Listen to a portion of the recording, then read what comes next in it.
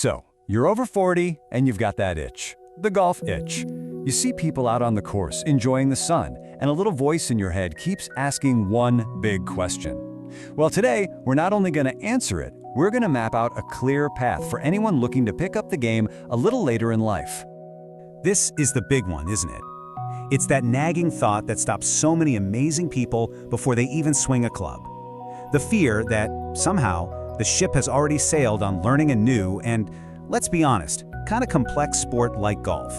And look, if you've ever felt that way, you are so not alone. It is a completely normal and understandable feeling. It usually comes from a few very common and very human fears. Yeah, these probably look familiar. That feeling that you're just too old to start something new. Maybe you were never the quote-unquote sporty type. The absolute dread of whiffing the ball while people are watching. The cost. The potential aches and pains. These are the mental walls we're going to start knocking down right now. So let's get organized here. We can actually group all those fears into three main categories, three big hurdles, and you'll see that once you understand what they really are, they become a lot less intimidating. First up, the physical stuff. Now, the most important thing to get here is that this is not about a lack of natural talent. It's almost always about a lack of specific conditioning. You know, a core that could be stronger, a spine that's a bit stiff from sitting at a desk, tight hips. These are the real culprits. And the best part? Every single one of them can be improved. Second, we have the psychological hurdle. This is all about that inner critic, right? That voice of self-doubt we all have. These thoughts, they feel incredibly real, but they're not facts. They're just old stories we tell ourselves, and we can absolutely decide to write a new one. And finally, there's the cognitive hurdle, which is really just a fancy way of saying common misunderstandings. A lot of people see golf as this stuffy, super expensive, and impossible to learn sport for the young and rich. But the reality, especially in a place like Vancouver, is that it's actually one of the most accessible and gentle lifelong sports you can possibly play. All right, enough about the problems. Let's get to the fun part, the solution. We're going to lay out a really clear, super manageable roadmap for you. A 5-stage journey that takes you from I've never held a club to golf is part of my life. So forget feeling overwhelmed. We're taking this one step at a time. So here's the bird's eye view of the whole journey. See how it starts? The first couple of weeks are just about getting a taste for it. Then you build the basics for a few months, and slowly, surely, you get out on the course.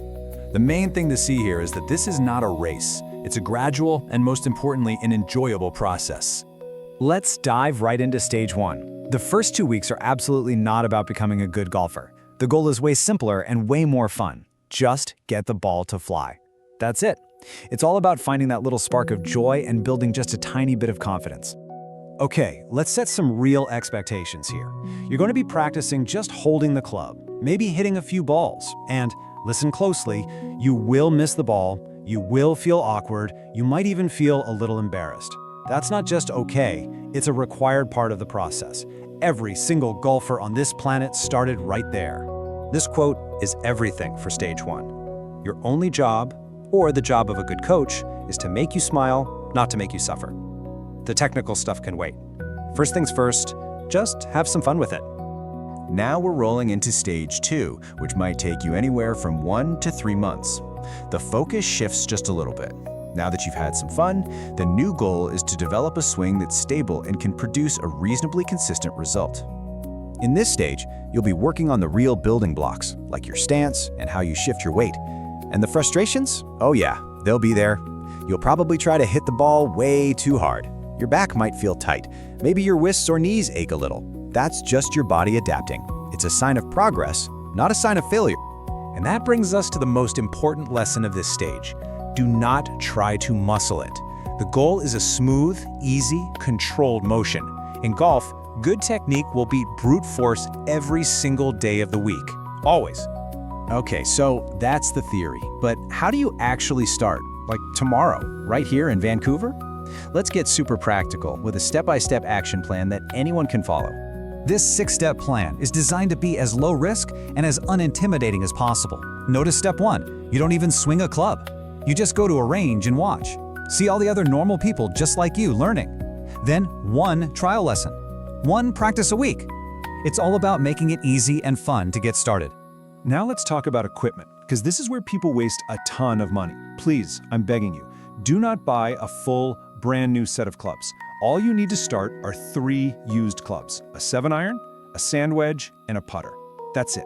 That is your entire golf bag for at least the first 6 months. And for that magical first time on an actual course, don't go to some big, scary championship layout. Head to a pitch and putt like Queen Elizabeth or Stanley Park. Why? Because they're short, the scenery is absolutely beautiful, and most importantly, there is zero pressure. It's the perfect, relaxed place to fall in love with the game. So, as we wrap this up, I want to leave you with a completely different way of thinking about this sport. Because this isn't just about learning a new skill, it's really about adopting a new philosophy for life. Just let that idea sink in for a second. Golf isn't about beating somebody else. It's not about that intense, grinding competition. It's a companion. It's a game you can play with yourself, with your friends, and with your own body for decades to come. And this right here, this is the ultimate prize. For those of us starting over 40, the real victory in golf isn't shooting a low score. It's the mobility, the strength, the balance, and the focus you get back. It's about winning back a connection to your own physical self. So the answer to that very first question, is it too late, is a resounding, absolute no. In fact, it might just be the perfect time. The only real question left is, are you ready to start your next chapter?